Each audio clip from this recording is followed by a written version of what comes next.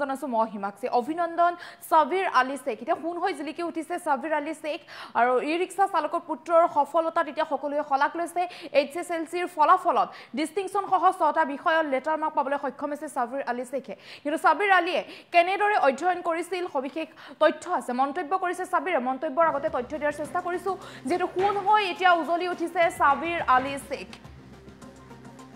সাবিৰ আলী শেখৰ সফলতা কেতিয়া সকলোৱে হলাক লৈছে ই ৰিক্সা চালকৰ পুত্ৰ সাবিৰ আলী শেখ সাবিৰৰ সফলতাক সকলোৱে হলাক লৈছে এইচএসএলসিৰ উজলি উঠিছে কুকৰাঝাৰৰ সাবিৰ আলী শেখ চালক ঘোৰামাৰা নিবাসী সৰপট আলী শেখ আৰু খাদভান বিবিৰ পুত্ৰ সাবিৰ আৰু বহু কষ্টকৰ পৰিবেশৰ মাজতে সাবিৰে চলাইছিল অধ্যয়ন অতি কষ্টকৰ মাজেৰে অধ্যয়ন চলাই সাবিৰে সফলতা লাভ কৰিবলৈ সক্ষম হৈছে ডিস্টিংশন সহ 6টা বিষয়তে লেটাৰ মাৰ্ক পাবলৈ সক্ষম হৈছে সাবিৰে ভৱিষ্যতে এগৰাকী সুনাগৰিক বা সুচিকিৎসক হোৱাৰ মন সাবিৰৰ সুনাগৰিকৰ লগতে এগৰাকী সুচিকিৎসক হোৱাৰ মন সাবিৰৰ সফলতা কেতিয়া সকলোৱে হলাক লৈছে অতি দৰিদ্ৰ পৰিয়ালৰ যেহেতু পুত্ৰ সাবিৰ এতিয়া সাবিৰ সুন হৈ উজলি উঠিছে সাবিৰৰ সফলতাক আপুনিও হলাক লওক আপুনিও শুভেচ্ছা জনাওক সাবিৰ আলী শেখক যেহেতু ৰিক্সা চালকৰ পুত্ৰৰ এই সফলতা কেতিয়া সকলো আনন্দিত হৈ পৰিছে এইচএসএলসিৰ ফলাফলত ডিস্টিংশন সহ 6টা বিষয়তে লেটাৰ মাৰ্ক পাবলৈ সক্ষম হৈছে সাবিৰ আলী শেখে সাবিৰৰ সফলতা তেতিয়া সকলো আনন্দিত হৈ পৰিছে অঞ্চলবাসী আনন্দিত হৈ পৰিছে 6টা বিষয়তে লেটাৰ মাৰ্ক পাবলৈ সক্ষম হৈছে সাবিৰে ডিস্টিংশন সহ লেটাৰ মাৰ্ক পাবলৈ সক্ষম হৈছে সাবিৰে আৰু ই ৰিক্সা চালকৰ পুত্ৰ সাবিৰৰ সফলতা তেতিয়া সকলো আনন্দিত হৈ পৰিছে দেউতাকে ই ৰিক্সা চলায় আৰু পুত্ৰই এইচএসএলসি পৰীক্ষাত ফলাফলত ডিস্টিংশন সহ 6টা বিষয়তে লেটাৰ মাৰ্ক পাবলৈ সক্ষম হৈছে অতি কষ্টকৰ পৰিবেশৰ মাজেৰে সাবিৰে অধ্যয়ন কৰিছিল আৰু অধ্যয়ন কৰাৰ পিছত অৱশেষত ফল পালে সাবিৰে এতিয়া হলাক লৈছে সকলোৱে অঞ্চলবাসীয়ে হলাক লৈছে সাবিৰক যেহেতু দৰিদ্ৰ পৰিয়ালৰ পুত্ৰ সাবিৰ কিন্তু দৰিদ্ৰতা যে হেঙাৰ হ'ব নোৱাৰে শিক্ষাৰ পুনৰবাৰ সাবিৰে প্ৰমাণ কৰি দেখুৱাইছে এতিয়া সোণ হৈ জিলিকি উঠিছে সাবিৰ আলী শেখ আৰু সাবিৰক আপুনিও শুভেচ্ছা জনাওক যেহেতু অতি ভাল ফলাফল প্ৰদৰ্শন কৰিছে সাবিৰক এতিয়া বিভিন্ন প্ৰান্তৰ পৰা সকলোৱে শুভেচ্ছা জনোৱা দেখিবলৈ পোৱা গৈছে আপুনিও সাবিৰক শুভেচ্ছা জনাওক অভিনন্দন জনাওক সাবিৰক কিয়নো এতিয়া ফোন হৈ উজলি উঠিছে সাবিৰ আলী শেখ এতিয়া ফোন হৈ উজলি উঠিছে আৰু দেউতাকে ই ৰিক্সা চলাই ই ৰিক্সা চালকৰ পুত্ৰৰ এই সফলতাক দেখি এতিয়া সকলো আনন্দিত হৈ পৰিছে সকলোৱে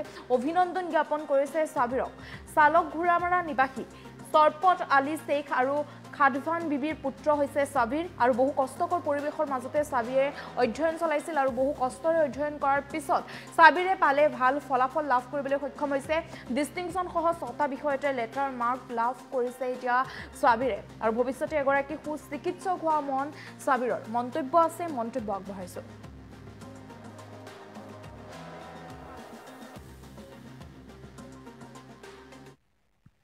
তুমি মেট্ৰিকত ঈৰ্ষণীয় সফলতা লাভ কৰিছা এই সফলতাৰ আঁৰত কোন আছে এই সফলতাৰ আঁৰত ক'বলৈ গ'লে মোৰ পিতৃ মাতৃ আছিল লগতে নানাহঁতৰ পৰিয়ালটো আছিল মামাই সহায় কৰিছিল বহুত এনকাৰেজ কৰিছিল ভালকৈ পঢ়া শুনা কৰাৰ কাৰণে মাকেও বহুত কষ্ট কৰিছিল ৰাতি মোৰ লগতে থাকিছিল উজাগৰে থাকিছিল আৰু ক'ত পঢ়িছিলা তুমি মই ভটগাঁও জাতীয় বিদ্যালয়ত পঢ়িছিলোঁ তোমাৰ পিতৃ এগৰাকী ই ৰিক্সা চালক বহু কষ্টৰে তোমাক পোহপাল দিছে আৰু তুমি আজিৰ এই পৰ্যায় পাইছা ভৱিষ্যতে তুমি কি হ'ব বিচাৰিছা ভৱিষ্যতে মই এজন চিকিৎসক হ'ম বুলি আশা কৰিছোঁ এতিয়া ক'ত পঢ়া শুনা কৰিম বুলি ভাবিছা এতিয়া আজমল সুপাৰ 40 পঢ়িম বুলি আশা কৰিছোঁ ক'ত আজমল সুপাৰ 40 কিমান ঘণ্টাকৈ অধ্যয়ন কৰিছিলা তুমি অধ্যয়ন কৰা তেনেকুৱা নিৰ্দিষ্ট সময় নাছিল এতিয়া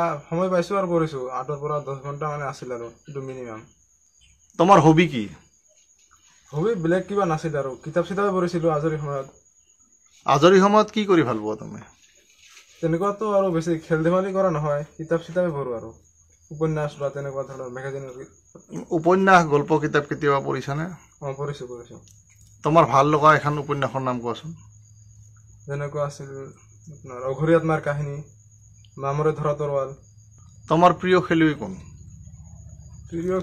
তেনেকুৱা বিৰাট কোহলি হয় আৰু ক্ৰিকেটৰ তুমি ভৱিষ্যতে কি হ'বলৈ ইচ্ছা কৰা ভৱিষ্যতে এজন চিকিৎসক হৈ জনসমাজৰ সেৱা কৰিব বিচাৰোঁ। তাৰ লগতে এজন মেডিকেল প্ৰফেচাৰ হোৱাৰ আশা আছে। এই আশা ফলৱতী হ'ব বুলি তুমি ভাবানে? মই সম্পূৰ্ণ আশাবাদী এই আশা ফলৱতী হ'ব বুলি। তুমি আপোনাৰ ল'ৰাই ঈৰ্ষণীয় সফলতা লাভ কৰিছে, হয়। কেনেদৰে গাইড কৰিছিল?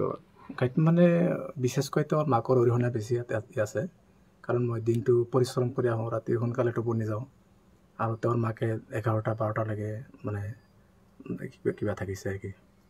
আপুনি এগৰাকী ই ৰিক্সা চালক, হয়।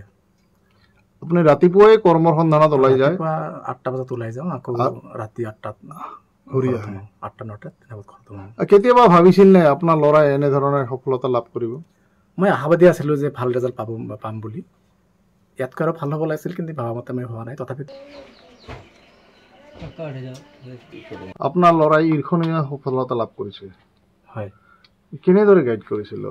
গাইড মানে বিশেষকৈ তেওঁৰ মাকৰ অৰিহণা বেছি আছে, কাৰণ মই দিনটো পৰিশ্ৰম কৰি আহোঁ, ৰাতি সোনকালে টোপনি যাওঁ, আৰু তেওঁৰ মাকে 11টা-12টালৈকে মানে কিবা থাকিছে আৰু কি। আপুনি এগৰাকী ই ৰিক্সা চালক, হয়। আপুনি ৰাতিপুৱাই কৰ্মৰ সন্ধানত ওলাই যায়? ৰাতিপুৱা 8টা বজাত ওলাই যাওঁ, আকৌ ৰাতি 8টাত ঘূৰি আহে। 8টা-9টাত তেনেকৈ ঘৰত সোমাওঁ। কেতিয়াবা ভাবিছিল নে আপোনাৰ ল'ৰাই এনেধৰণৰ সফলতা লাভ কৰিব? মই আশাবাদী আছিলোঁ যে ভাল ৰিজাল্ট পাম বুলি। ইয়াতকৈ আৰু ভাল হ'ব লাগিছিল, কিন্তু ভাবা মতে মই হোৱা নাই। তথাপিতো যিখিনি পাইছে সেইখিনিত আমি সন্তুষ্ট। ল'ৰাক লৈ আপোনাৰ সপোন কি? আমাৰ সপোন মানে জনসাধাৰণে সেৱা কৰিব বুলি, আৰু এজন সু চিকিৎসক হ'বলৈ মানে আশাবাদী। ক'ত পঢ়ুৱাব এতিয়া? এতিয়া ছায়েন্সত পঢ়িব বুলি ভাবিছে। কলেজ এতিয়া আজমল চুপাৰফৰ্টি বুলি মানে সিহঁতে এণ্ট্ৰেঞ্চত পাছ কৰিছে।